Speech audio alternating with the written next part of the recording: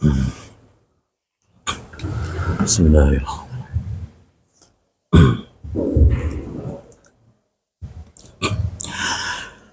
Assalamualaikum warahmatullahi wabarakatuh. Bismillahirrahmanirrahim. Alhamdulillahi rabbil alamin. Wassalatu wassalamu ala asyrafil anbiya'i wa imamil mursalin Sayyidina wa habibina wa maulana Muhammadin wa ala alihi wa sahbihi ajma'in. Hasbunallahu wa ni'mal wakil, ni'mal maula wa ni'mal nasir, wa la hawla wa la quwwata illa billahil aliyyil azim. Allahumma anfa'na bima 'allamtana wa 'allimna ma yanfa'una bi rahmatika arhamar rahimin. Amin ya rabbal alamin.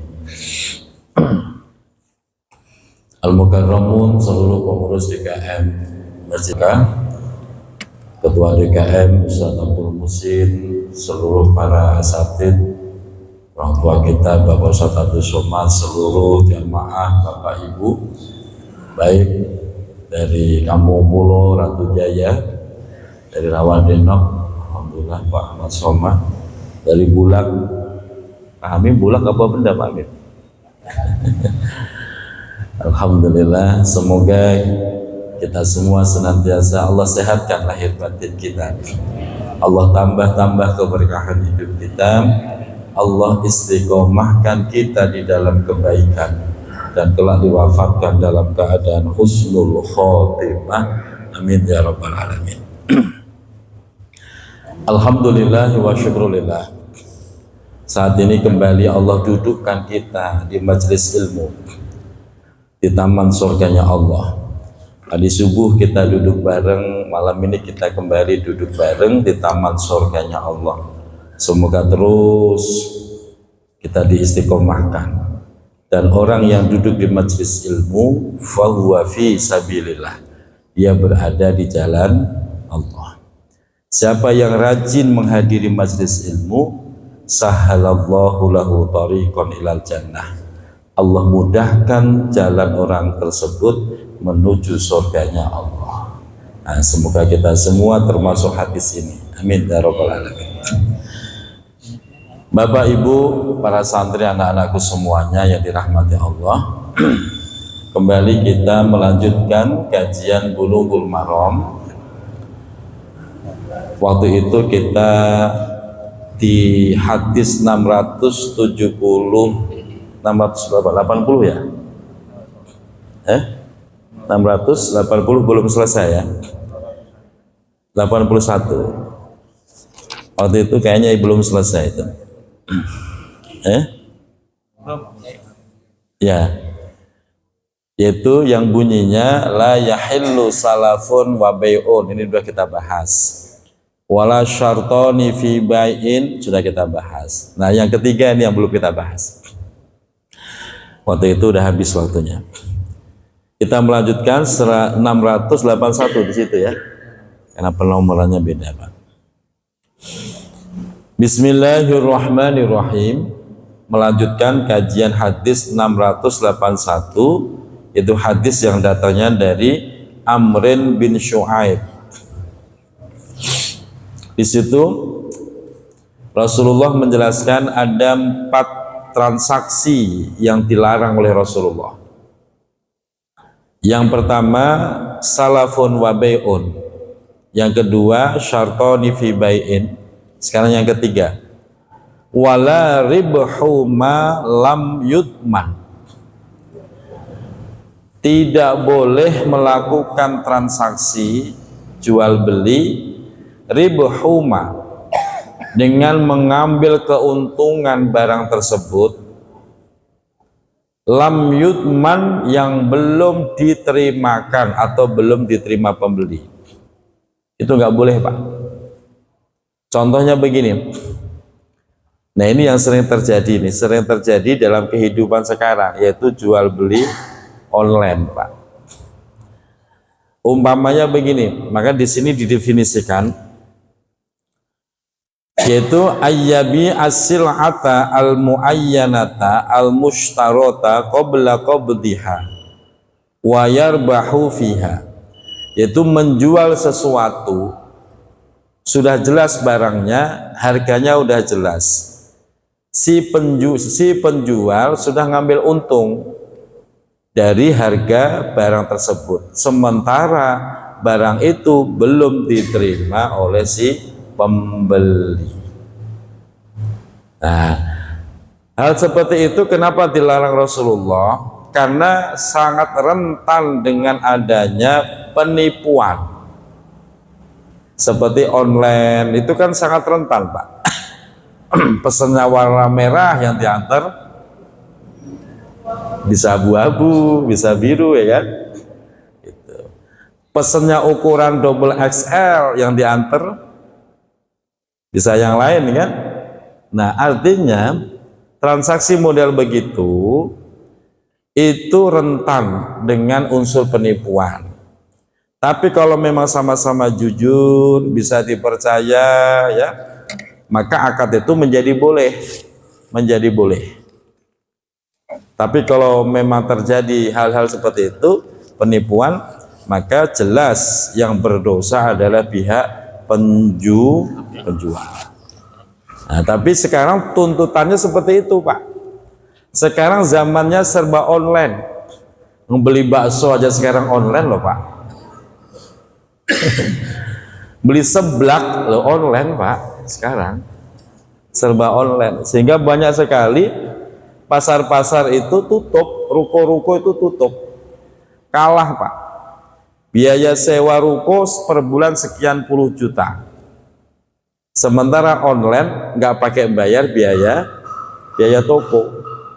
Sekarang zamannya semua serba online. Makanya ketika Bapak terlibat dalam sebuah bisnis online seperti ini, pastikan Bapak melakukan dengan cara yang seadil-adilnya, sejujur-jujurnya, sehingga akad ini menjadi sah, menjadi rezeki yang barokah. Tapi kalau dari awal sudah ada niatan ingin menipu, ya sudah dosa, dan dipastikan tidak ada keberkahan di dalam transaksi itu. Itu namanya larangan yang ketiga. Yang keempat sekarang, wala bai'u ma laisa indaka. Wala bai'u ma, tidak boleh menjual sesuatu laisa indaka, yang tidak ada pada dirimu. Nah, ini hati-hati, Pak. Terjadi nggak, Pak? Terjadi, yaitu siapa? Para makelar, para broker. Dia jual mobil orang, mobil sendiri atau mobil orang? Rata-rata yang mobilnya orang. Itu mobil satu, tidak mobil dia, barangnya juga tidak di hadapan dia. Terus dia melakukan sebuah penawaran transaksi, itu nggak boleh, Pak. Makanya status makelar ini harus jelas. Status makelar itu adalah sebagai marketing atau wakil dari penjual. Biasanya gimana, Pak? Makelar itu sebagai marketing atau sebagai wakil dari penjual?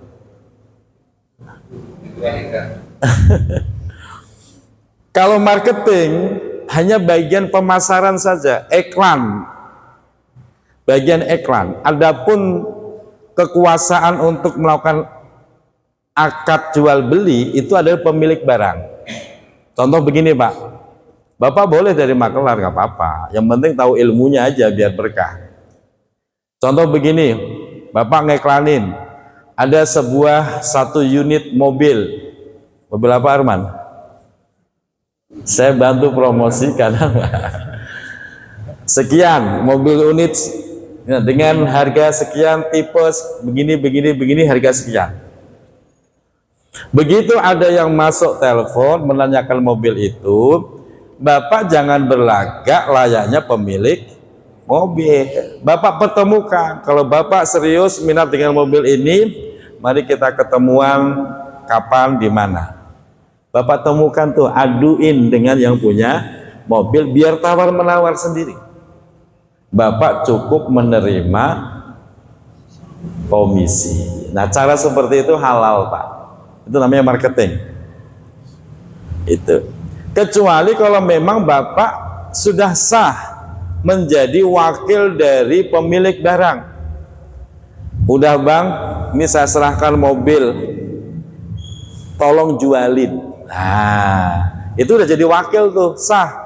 Bapak berhak melakukan sebuah negosiasi dan memutuskan akad jual beli, sah, tanpa melibatkan yang punya mobil, itu sah. Kenapa? Karena Bapak sudah resmi menjadi wakil. Jelas Pak ya? Jadi harus tahu posisi kita sebagai apa. Kalau kita sebagai marketing, ya, sebagai marketing, sebagai hanya pengiklan saja, Bapak jangan coba-coba melakukan sebuah negosiasi. Gak sah itu secara fikih. Yang lebih parah, dia makelar, bukan wakil dari penjual, pakai segala nitip harga lagi. Ada nggak praktek begitu? Tobat Pak ya, jangan gitu lagi ya. Itu banyak terjadi Pak. Malah kadang-kadang yang brengsek itu maklarnya. Penjual udah oke, cocok dengan harga, cuman karena komisinya dia bisa merusak itu akad jual beli itu, dibatalin sama maklar itu. Terjadi nggak Pak? Brengsek kan itu. Bapak tidak boleh ada bahasa nitip harga, itu nggak boleh. Begini pamannya, Pak, saya punya calon pembeli nih. Nanti saya aduin ke Bapak, saya pertemukan. Tapi saya nitip harga, nggak boleh kurang dari sekian. Dari Bapak kan 200 juta. Bapak nggak boleh kurang dari 250 juta. 50 juta buat saya. Itu nggak boleh nitip harga begitu. Karena Bapak makelar, udah makelar itu tergantung komisi. Nah, komisi itu Pak tidak ada batasan. Biasanya komisinya berapa? Boleh nggak dikasih 2%? Boleh Pak, karena memang nggak ada aturan baku Pak. Boleh nggak dikasih 5%? 10%? Oh seneng banget itu ya. Nggak ada aturan baku itu. Komisi itu sukarela dari orang yang punya barang, penjual, sukarela. Jadi upamanya kok dikasih nggak pada umumnya 2,5%, ternyata dikasih 1%, ya udah itu rezeki Bapak. Begitu transaksi kedua Bapak ternyata dikasih 10%, ya udah itu rezekinya, ketemu orang baik gitu. Intinya kalau komisi mah sukarela. Nah, hal-hal semacam ini Pak ternyata di masyarakat banyak terjadi. Sampai kiainya aja dimakelarin loh Pak. Iya. Kiainya lah dimakelarin, udah lucu ya gitu. Nah silakan Bapak jadi makelar, broker, silahkan. Yang penting tahu tata caranya, biar halal, biar barokah. Itu. Yang kemarin-kemarin makelar tapi salah transaksinya, jadi sekarang udah tahu ilmunya, harus jelas. Nah, makanya Bapak jelas, Bapak ini makelar sebagai market, pemasaran, iklan, atau sebagai wakil dari yang punya barang. Jelas.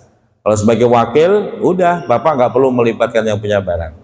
Intinya dari yang punya barang, umpamanya saya maunya 200 juta Bang, terserah mau jual berapa kek, dan saya wakilkan ke Anda seperti itu.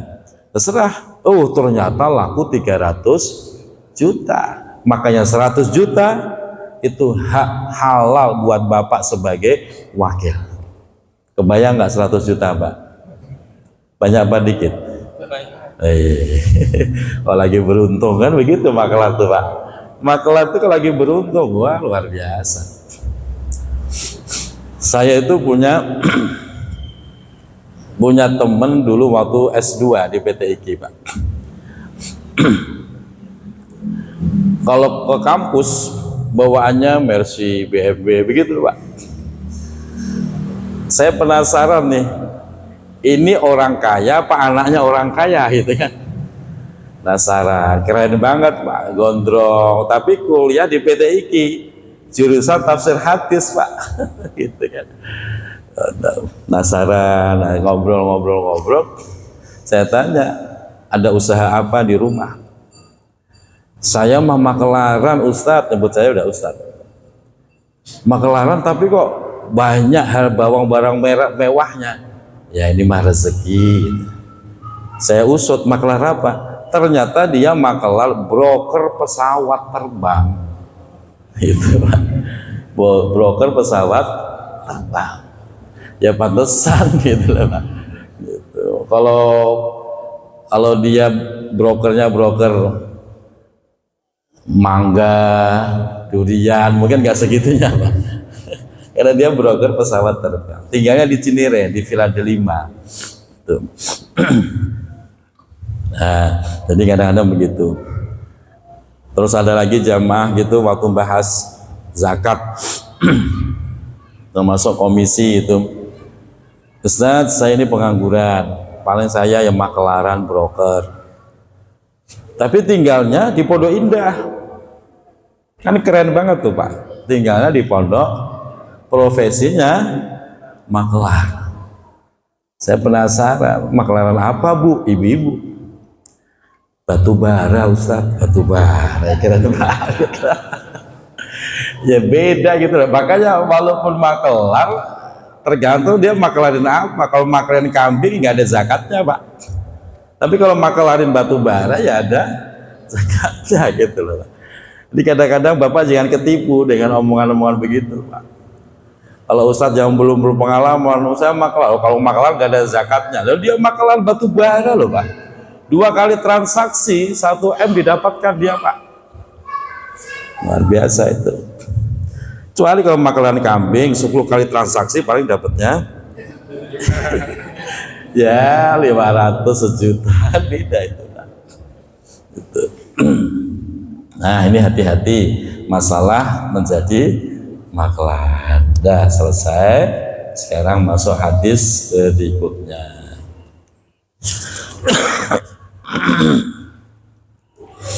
Bismillahirrahmanirrahim. Wa an Amrin ibnu Syu'aibin, masih diriwayatkan dari sahabat Amr ibni Syu'aib radhiyallahu anhu, semoga Allah selalu meridainya. Qala, beliau meriwayatkan begini riwayatnya. Naha Rasulullah sallallahu alaihi wasallam, naha telah melarang, yaitu Rasulullah Nabi Muhammad sallallahu alaihi wasallam. Melarang apa? An bai'il urban, melakukan transaksi jual beli dengan cara urban. Urban itu apa? Definisi urban itu begini, Pak. Ayyashtariyar rajulus sil'ata, yaitu ketika seseorang membeli barang, summa yu'tiya al-ba'i'a, kemudian dia memberikan kepada si penjual dinaron, beberapa dirhaman atau beberapa dirham, minas samani, dari harga keseluruhan. Tapi fa'in amdiyal mushtaril aqda, dan ketika akad itu berjalan dan si pembeli sudah akan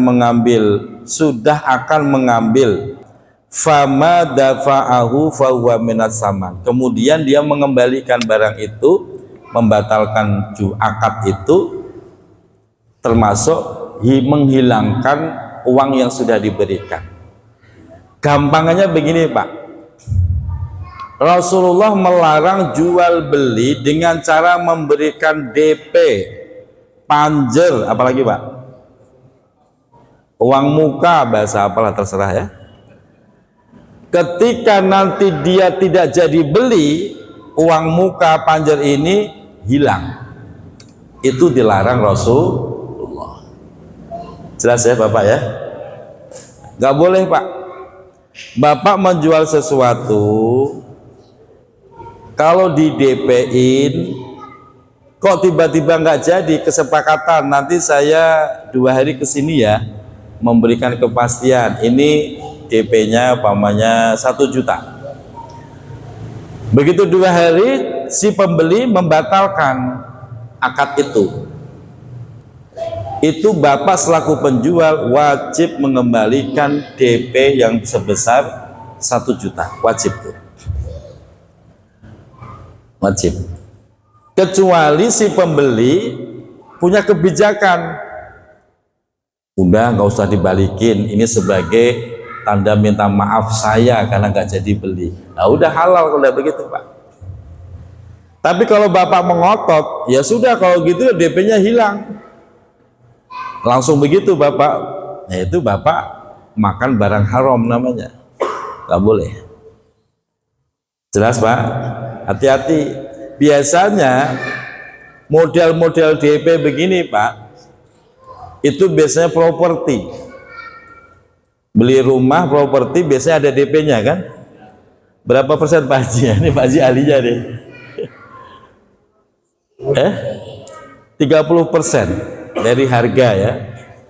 Kan besar itu Pak, 30%. Kok tiba-tiba dia mungkin karena satu hal membatalkan akad, Bapak wajib mengembalikan. Kalau toh ada harus biaya yang dibayar, mungkin sudah terlanjur bayar pengacara, terlanjur beli ini, beli itu, silahkan dipotong, jelaskan rinciannya. Bang, kemarin kamu ngasih DP 30%, udah terlanjur pakai buat ini, buat ini, buat ini, sisanya sekian saya kembalikan. Harusnya begitu. Atau kalau Bapak masih merasa keberatan, ini saya kembalikan, tapi sebenarnya saya rugi loh Bang. Udah nungguin seminggu, setiap ada yang datang saya tolak karena udah abang DP gitu kan. Setiap datang saya tolak itu. Saya minta kompensasi. Nah, kalau kompensasi itu seikhlasnya, nah silahkan. Tapi kalau langsung dianggap hangus, hilang, batal, nah itu tidak boleh. Nah itu banyak terjadi di kehidupan masyarakat. Hati-hati Pak. Jangankan hal-hal yang besar seperti rumah, mobil, ya hal yang kecil aja suka terjadi loh Pak. Itu kemarin transaksi jual beli hewan korban, saya menyaksikan sendiri. Ya, ibu-ibu datang, Bang, mohon maaf nih nggak jadi beli hewannya.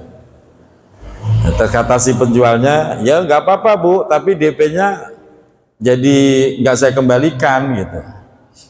Bahasa begitu itu nggak boleh. Ya ibunya sih akhirnya ya udah nggak apa-apa. Kira-kira ya udah nggak apa-apa itu ikhlas apa enggak sebenarnya? Ya disitulah ada unsur kezaliman di situ.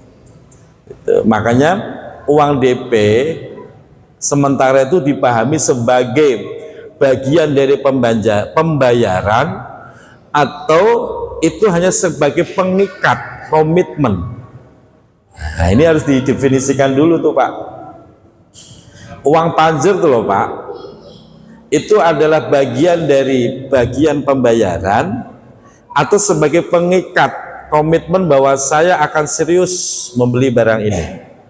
Biasanya Bapak memahaminya apa? Bagian dari pembayaran atau hanya pengikat? Nah ya tergantung kan. Kalau sudah ditentukan 30%, ya itu udah bagian dari, biasanya dipotong kan dari situ Pak Haji, pembayaran. Nah berarti bagian. Kalau sekedar pengikat tuh biasanya begini, tidak dibatasi. Contoh, ini mobil berapa Arman? Pamannya 70 juta. Ya udah ini sekedar tanda jadi pengikat ya. Saya titipin 100.000. 100 dari 70 juta titip 100.000. Itu namanya pengikat. Belum mulai proses bayar, belum, itu pengikat. Pengikat biar mobil ini jangan dijual ke orang dulu dah gitu. Terus itu. Nah, apapun itu, mau bagian daripada pembayaran ataupun mau bagian pengikat, hanya komitmen, tetap ketika tidak jadi melakukan proses akad jual beli, maka duit itu harus dikembalikan. Kalau Bapak merasa keberatan, Bapak minta ikhlasnya dulu. Nggak apa-apa Bang kalau nggak jadi, tapi 100.000 ini tolong ikhlasin ya buat beli rokok saya, apanya begitu. Karena saya udah nungguin seminggu nih. Begitu, biar ikhlas, biar halal rezekinya. Jelas Pak ya? Jangan asal sikat itu. Itu haram, rezekinya nggak berkah. Itu namanya urban. Sudah selesai. Kalau Bapak ada pertanyaan, nggak apa-apa langsung disela ya, biar Bapak tetap punya pemahaman yang komplit. Selanjutnya, nah ini atas beliau.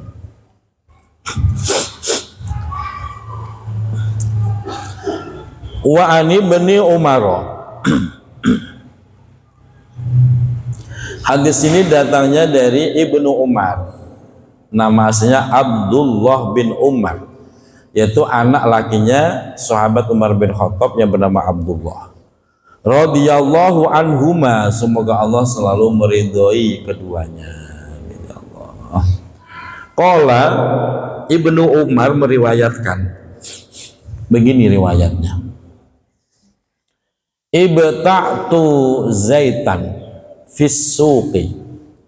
Ibta'tu, aku telah membeli zaitan, yaitu minyak Pak, minyak zaitun Pak. Zaitan yaitu minyak zaitun. Fisuki di pasar, suk itu pasar. Falamma staujabtuhu, dan saat aku menerima barang itu, artinya sudah selesai itu transaksi, barang sudah diterima, duit sudah dibayarkan. Lakiya tiba-tiba menemui ini kepadaku rajulun, seorang laki-laki. Tiba-tiba ada seorang laki-laki yang menemui saya. Fa'atoni, dia siap memberikan kepadaku bihi, dengan minyak zaitun yang barusan saya beli tadi.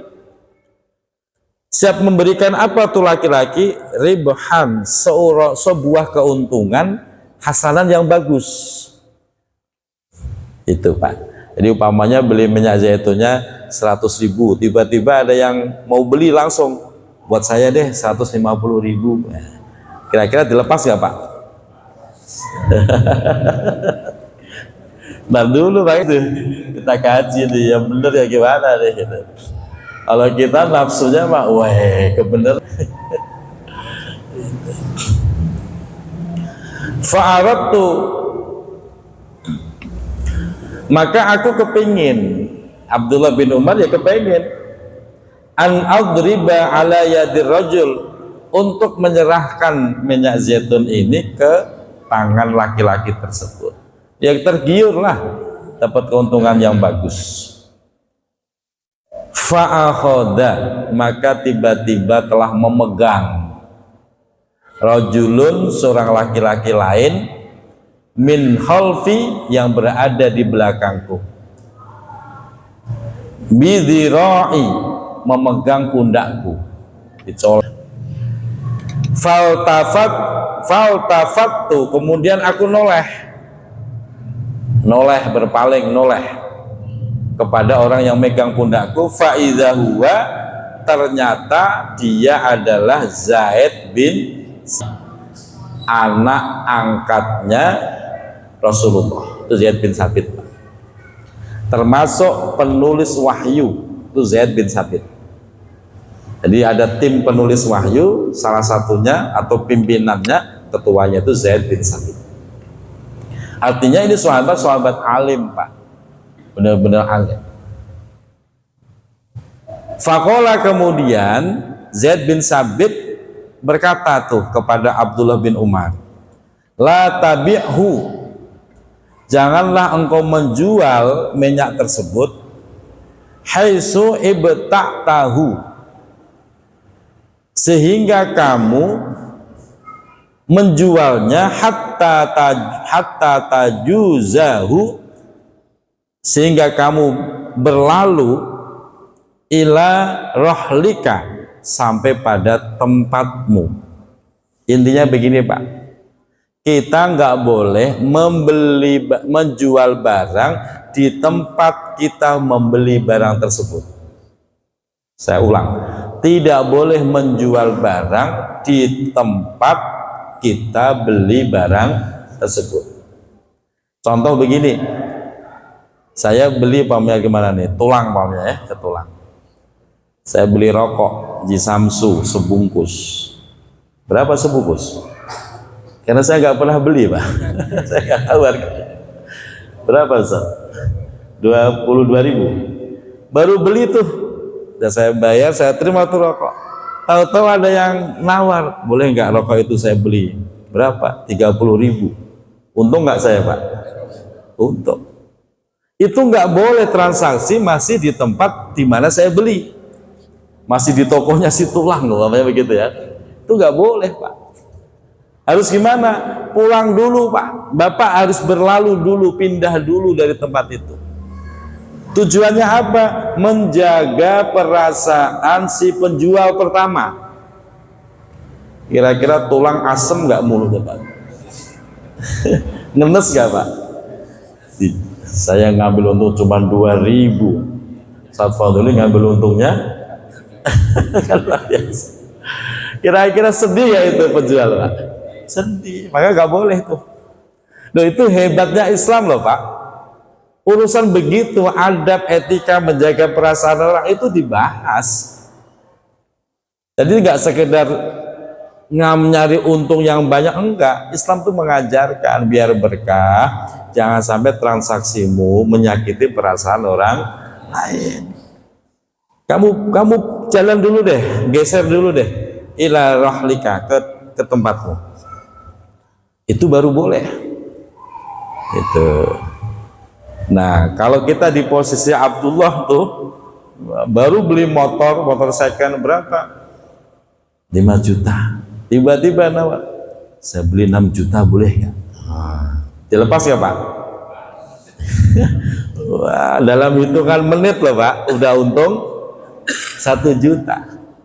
Bapak kalau pengen sah, Bapak geser. Serius, udah, yuk kita minggir ke kebun dulu yuk. Begitu caranya Pak. Minggir dari tempat lain, jangan di depan toko itu. Minggir dulu kayak mau ke mana, yang penting nggak diketahui lah. Semua serius 6 juta, biasanya ayo kita minggir ke kebun dulu deh, biar enak. Atau nyari tempat ngopi deh, biar enak. Begitu loh Pak. 1 juta, udah halal, udah halal Pak. Nah, hal seperti itu Pak, itu betapa indahnya Islam loh Pak. Jadi jangan sampai kita walaupun halal tuh, jual beli itu halal, cuman karena Bapak menyakiti perasaan si penjual pertama tadi, itu nggak boleh sama Rasulullah. Makanya semakin kita paham syariat Islam, semakin kita menemukan keindahan Rasulullah. Akhlaknya itu tidak sekedar akhlak di dalam sholat, hubungan sosial, termasuk urusan jual beli itu ada akhlaknya. Ada akhlaknya, enggak sekedar nyari untung sebanyak-banyaknya tanpa mikirin perasaan orang lain, enggak boleh. Fa inna Rasulullah, karena sesungguhnya Rasulullah Muhammad sallallahu alaihi wasallam naha, telah melarang. Kalau Rasul sudah melarang, kok enggak kita taati, terus kita mau taat sama siapa? Sama setan. Udah, kalau udah jelas redaksinya Rasulullah melarang, udah sami'na wa ata'na, udah begitu Pak, biar berkah hidup kita. Rasulullah melarang antuba as-sil'u atau sila'u haitsu tubta'u hatta Yahuzaha. Di kitab Bapak Yahu apa Yaju? Yahuzaha. Rasulullah melarang antuba as-silau, yaitu dijualnya barang atau dagangan haitsu tubta'u, sehingga dijual kembali dengan tujuan dijual kembali, hatta yahuzaha, sehingga melewati tempat barang tersebut at-tujaru, pedagang yang membeli barang tadi, melewati ila rihalihim, sampai pada tempat mereka. Jadi harus geser dulu, Pak. Habis beli motor, bawa pulang dulu atau bawa kemana dulu. Nggak boleh melakukan transaksi di mana kita membeli barang tersebut. Nggak boleh. Nah, ini yang kadang-kadang nggak terpikir untuk kita, apalagi dengan tawaran keuntungan yang menggiurkan. Itu kadang-kadang kita nggak peduli itu. Belum hitungan menit untung 1 juta, kan luar biasa itu, menggiurkan. Tapi karena kita paham ilmu, jangan. Kalau pengen nyari berkah, jangan begitu. Nah, selesai. Rawahu Ahmad wa Abu Dawud. Hadis berikutnya.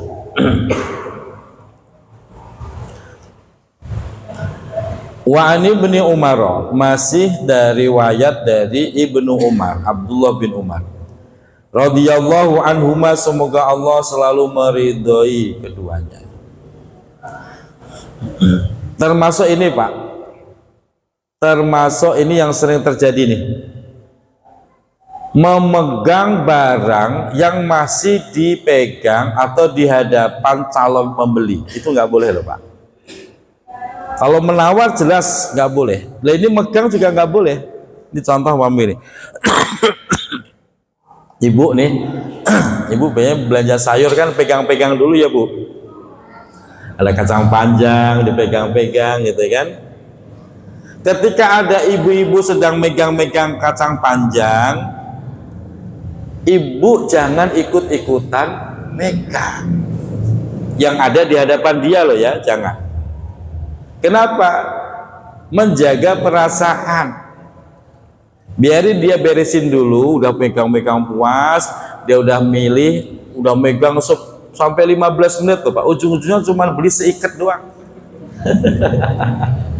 Udah ngambil seikat, nah udah, baru silakan ibu masuk ikut milih kacang panjang itu. Jadi jangan begini, megang, akhirnya berebut. Oh, saya mau yang ini, saya mau yang ini. Itu malah nggak sah semua. Apalagi kalau barang obral, biasanya berebut kan. Wah, berebut tuh bisa tarik-tarikan tuh. Itu nggak ada adab etika itu dalam Islam. Nggak boleh itu. Nggak boleh, harus membiarkan dia memilih puas. Kecuali kalau memang lapaknya panjang ya, sepanjang ini. Yang penting Bapak jangan kerebut aja. Silahkan. Itu. Nah, hal seperti itu harus diperhatikan biar barokah. Nah, dalam hadis ini, qala sahabat Ibnu Umar meriwayatkan, qultu, aku pernah bertanya, ya Rasulullah,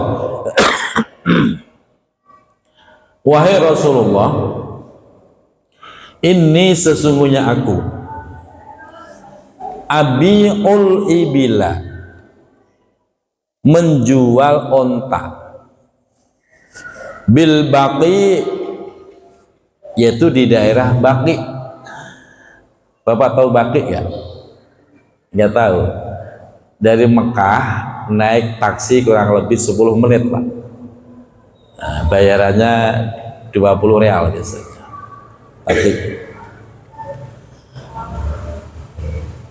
fa'abi'u bid-dananir, aku saat mendapatkan onta ini bid-dananir, saya bayar dengan dinar. Wa akhadhu ad-darahima, sementara onta ini saya sudah dibayar dengan dirham. Jadi pertanyaannya, sah apa enggak itu maksud nanti Pak. Dan sebaliknya, wabi'u bid-darahim, aku membeli dengan dirham, wa akhadud dananir, malah dibayar ketika menjual dengan dinar. Karena nilainya beda Pak. Dirham dengan dinar itu nilainya beda. Dirham itu terbuat dari perak, kalau dinar terbuat dari emas. Nilainya beda. Akhadhu hadza min hadza, aku mengambil ini dari ini. Wa utiya hadza min hadza, aku mendapatkan ini dari ini. Yang ditanyakan seperti itu halal apa enggak ya Rasulullah? Itu hebatnya sahabat Pak. Kalau dia ragu, dia tanya kepada nabinya. Dan sekarang nggak ada nabi, tanya kepada siapa? Kepada pewaris nabi, ulama. Kalau bapak ragu, bapak tanya, jangan ngarang-ngarang hukum sendiri, jangan tanya. Faqala, kemudian menjawab, yaitu Rasulullah Shallallahu Alaihi Wasallam. Jawab Rasulullah, la ba'sa, nggak apa-apa, nggak apa-apa, anta khudaha bisi'ri yaumiha malam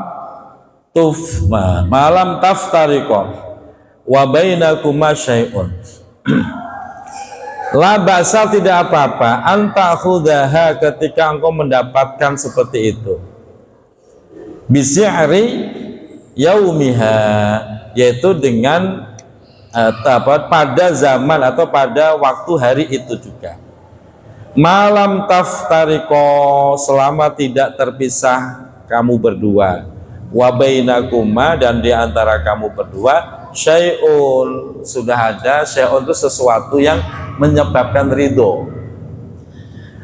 Saya beli pakai dinar, begitu saya jual lagi dibayar pakai dirham, itu nggak apa-apa. Terus umpamanya saya beli 100 dinar, bayarnya apa 100 dirham? Tergantung kesepakatan. Karena dinar dengan dirham itu nilainya beda. Kalau dinar dari emas, kalau dirham dari perak, pasti beda. Terus gimana? Sah. Terus apa dibayar sama 100 dinar dibayar 100 dirham? Ya tidak, tergantung kesepakatan. Ini yang disebut wa bainakuma syai'un.